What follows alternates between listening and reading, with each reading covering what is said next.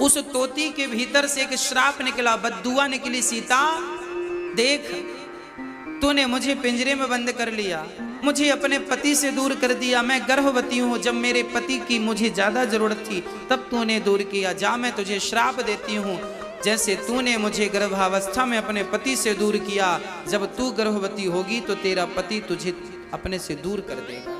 ये श्राप उस तोती का था, ये पद्म पुराण की घटना है, लिखी है। तो अब इस घटना को पढ़ने के बाद, समझने के बाद, सीता को उस तोती के श्राप के बाद अब आप प्रजा को क्या दोषी ठहराएंगे? आप राम को क्या दोषी ठहराएंगे? रामचरितमानस में एक चौपाई और है जो इस बात को पुष्ट करती है, को ना काहू को सुख दुख कर दाता, निज कृत कर्म भोग सब भ्राता। याद रखना भक्तों, जीवन का एक अटल सत्य आपसे कह रहा हूं, गांठ बांध के रखना। इस संसार में ना कोई किसी को दुख देता है, ना कोई किसी को सुख देता है।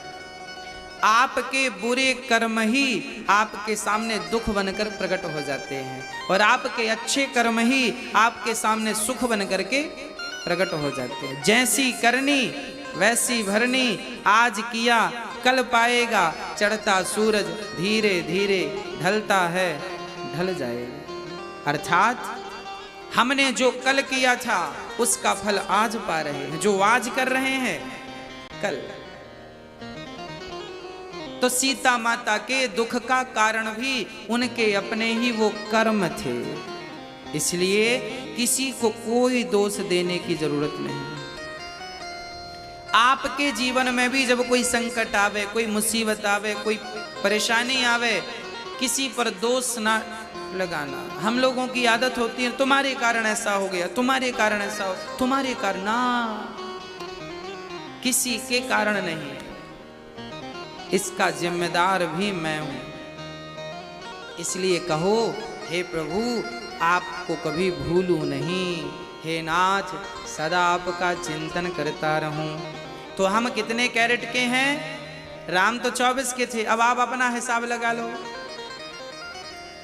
चलिए अब आप, कोई 2 कैरेट का ही रह गया, कोई 10 कैरेट का रह गया, कोई 15 का, शायद मुझे लगता है कोई 24 का हो, और हों तो फिर उन्हें मैं प्रणाम भी करता हूँ। यदि कोई 24 का है तो उन्हें प्रणाम, और नहीं है तो मेरी आपसे ये भी प्रार्थना है, अपनी शुद्धता बढ़ाओ। हाँ, जो आपके भीतर मिलावट हो गई है हटा दो। भाई भट्टी में डालने से सोना शुद्ध हो जाता है ना, कचरा अलग, फिर बच गया सोना। तो आपके पास भी ऑप्शन अभी है कि आपके भीतर जितनी बुराइयां हैं, काम क्रोध लोभ ना जाने क्या क्या, सब कुछ अभी भी समय है, कुछ बिगड़ा नहीं है। आप अभी भी सब कुछ निकाल बाहर करो और शुद्ध बुद्ध भाव से बस गोविंद का चिंतन करो। हे नाथ मैं आपको कभी भूलूं नहीं, बच्ची उम्र भगवान को दे दो, खत्म। तो मनुष्य का धर्म, अब आप मनुष्य हो गए ना 2% ही सही। अब मैं बताऊं मनुष्य का धर्म क्या है। मनुष्य का धर्म है सत्य बोलना। राम ने कभी अपने जीवन में असत्य भाषण नहीं किया, पूरी जिंदगी में 11,000 वर्षों तक राज्य किया है राम ने, 11,500 वर्षों, कभी झूठ नहीं बोला राम जी।